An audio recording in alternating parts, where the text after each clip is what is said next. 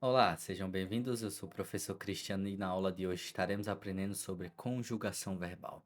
Mas o que é a conjugação verbal? Conjugação verbal é a modificação dos verbos de acordo com seu modo, tempo ou pessoa, e tem suas pessoas específicas. E quais são essas pessoas? Primeira, segunda e terceira pessoa, seja ela vindo no tempo presente, passado ou futuro, certo? Então, vamos direto para o assunto, que é um assunto simples.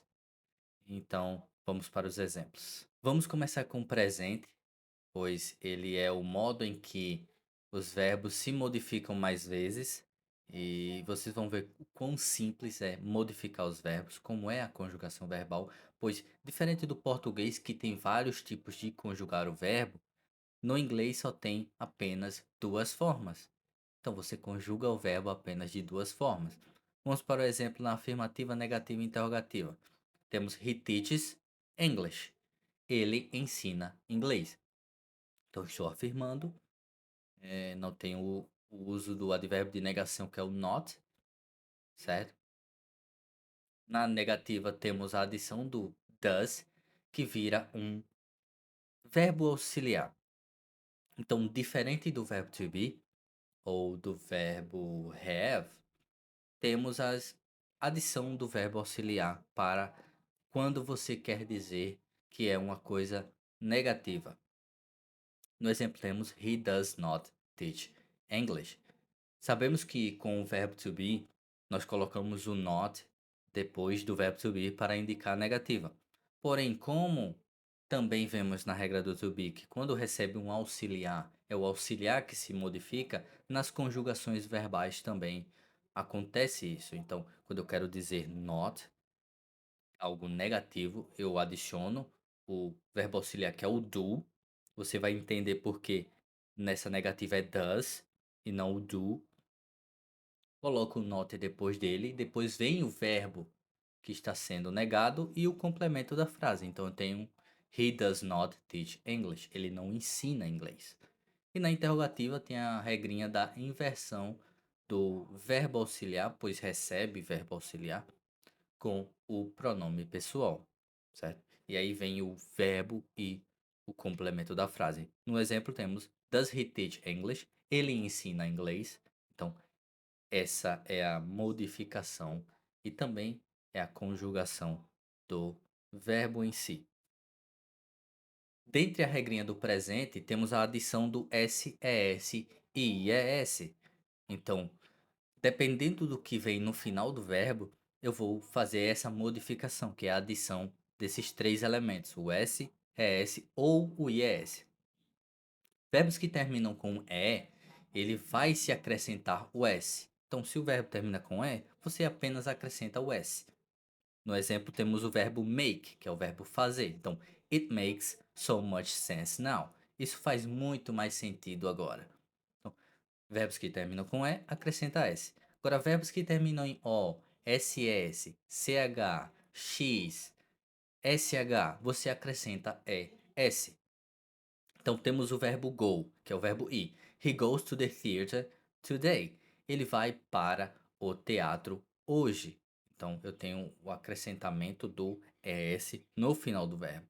Agora, os verbos que terminam com Y vai ser de acordo com o seu antecedente. Então, se eu tenho o Y e antes dele vem uma vogal, eu faço apenas a acrescentação do S. Se tem uma consoante, eu vou retirar, eu vou eliminar esse Y e vou colocar IES.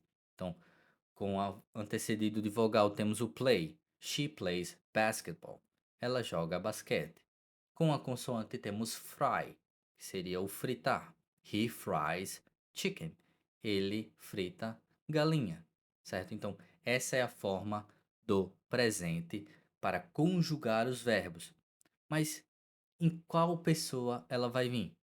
Dependendo de qual pessoa, vai ter uma modificação, certo? Porém, no inglês, quando se fala no presente, apenas na terceira pessoa do singular é que o verbo recebe a modificação.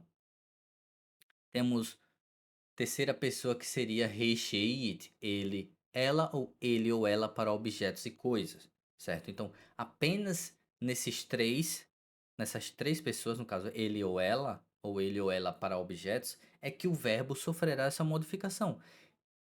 E o resto das pessoas, primeira e segunda pessoa do singular e do plural, o verbo se mantém o mesmo. Então você apenas conjuga de duas formas. Tem um exemplo make, de fazer. Na afirmativa, I, you, we e they fica make. You make sandwich. Você faz sanduíche. Agora, quando eu coloco na negativa, tem a adição do auxiliar que eu falei antes. Então, no caso, do. Como o verbo termina com O, não recebe o ES, quando eu falei no início, does, então segue essa regrinha. Então, terceira pessoa recebe S, ES ou IS. Se não for terceira pessoa do singular, você não acrescenta nada. Mantém-se o mesmo.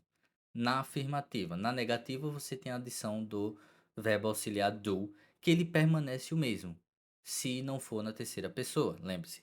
Se não for terceira pessoa, tudo se mantém da mesma forma, sem nenhuma modificação.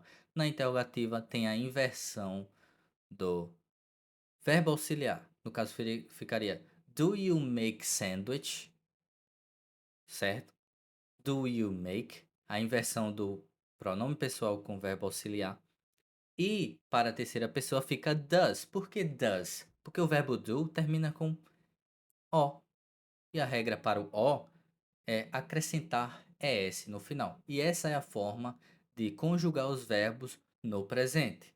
Agora vamos para o passado, que é a forma mais simples ainda de conjugar os verbos. Por quê? O verbo sofre uma modificação e ela vai ser a mesma modificação para todas as pessoas, primeira, segunda ou terceira pessoa. No exemplo, temos a afirmativa, que é a mesma frase que eu utilizei, então fica He taught English. Porque o teach, que termina com CH, não sofre modificação, está todo modificado, porque ele é um verbo irregular. E a gente vai ver mais para frente o que é um verbo regular e um irregular. Na negativa, he did not teach English. Na interrogativa, did he teach English? Então, você volta ao vídeo, vê a diferença entre o presente e o passado. Agora vamos ver as regrinhas de como modificar esses verbos de acordo com o passado e as pessoas. Diferente do presente, temos SS e ES. Para o passado, temos D, ED e IED, certo? Temos terminados em E, você acrescenta apenas o D. O, SS, CH, X ou SH, você coloca ED. E verbos que terminam em Y, se vem uma vogal, igual à mesma regrinha do presente que só acrescenta um S, só que no passado é um D. Então, temos They played chess. Eles jogaram xadrez, certo? E quando vem uma consoante, eu retiro, igual à mesma regrinha do presente, coloco IED. Agora, quando tem CVC, que é o que? Consoante, vogal, consoante no final, você vai fazer o quê? Você vai duplicar a última letra e vai colocar ED. Então, por exemplo, o verbo stop, que é o verbo parar, é S-T-O-P. Então, T-O-P, CVC, consoante, vogal, consoante. Mas também você tem que ver se é a sílaba tônica. Se for a sílaba tônica, que é a sílaba mais forte, você faz isso. Mas geralmente os verbos que possuem apenas uma sílaba e que são CVC, você vai duplicar a última letra e colocar ED. Então, stop fica stopped com 2P e o ED no final. E essa é a regrinha de conjugar os verbos no passado. Porém, em quais pessoas os verbos sofrem modificações, já que no presente ele recebe a modificação apenas na terceira pessoa, do singular, então ele ou ela. Mas no passado é todos que recebem a modificação, como vocês vão ver no exemplo aqui. Temos I, you, we, they, que seria primeira e segunda pessoa do singular, primeira, segunda e terceira pessoa do plural. Fica a mesma coisa da terceira pessoa do singular. Então, Quando você quiser colocar no passado, não tenha medo de errar, pois todos vão ficar igual. Todos vão ficar igual. Todos sofrem a mesma modificação. Porém, há uma diferença. O verbo auxiliar do, ele é um verbo irregular, então ele sofre uma modificação na sua estrutura. Então, did do, para a terceira pessoa do singular does, ele vira did. Então, toda modificação negativa recebe o not depois do did.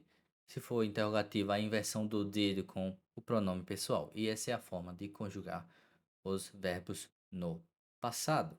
Para o futuro, é mais simples ainda do que o passado. Por quê? Os verbos não sofrem modificações. Eu apenas acrescento o verbo auxiliar will, que é o indicativo de futuro. Então, o mesmo exemplo que eu usei no presente passado. Ele ensina inglês. Então fica he will teach English.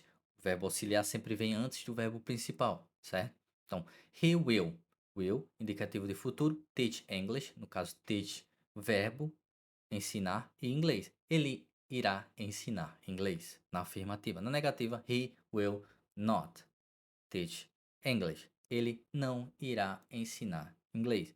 Ou na interrogativa, will he teach English? Ele irá ensinar inglês? Lembre-se que a estrutura muda na interrogativa, diferente do português que apenas a entonação ela muda. No inglês ela tem a troca, a inversão do pronome pessoal com o verbo auxiliar. Como no futuro ele apenas tem a acrescentação do indicativo de futuro, possuem-se dois, o will e o going to. Você pode usar os dois. Os dois indicam o futuro, certo? Você apenas vai se decidir qual fica melhor para a frase. Quando eu falo will, geralmente é algo que não é tão planejado, tão certo fazer.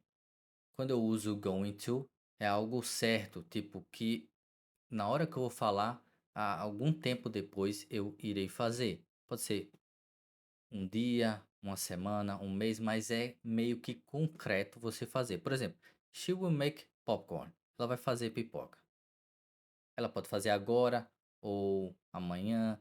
Não é algo tão certo. Quando eu digo she is going to make popcorn, é certo que ela irá fazer, só não é certo o tempo. Geralmente, quando se usa o going to, se usa um advérbio de tempo.